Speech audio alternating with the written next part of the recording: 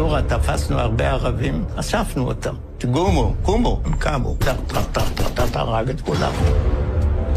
הכפר נמחק. שאכן אמרו שהיה טבח. What happened here wasn't only pushing away the Palestinians from their village. What happened here is that they did not let the Palestinians go away just like this.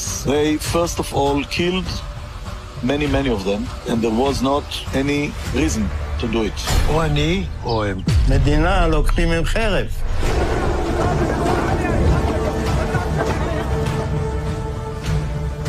המדינה מתשווה. כמה אתה חושב אנשים הרגת ככה? לא ספרתי. אני לא יכול לדעת בחיי.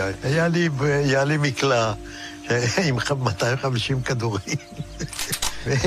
תראה, יריתי, נלחמתי כולם. אני לא יכול לספור. הרגנו בהם, בלי נקיפת מצפון. מצב נוראי, התעללו בהם ולקחו להם את איברי המין ותקעו להם בפיות. אחד אנס שם איזה ילדה בת 16, משהו כזה.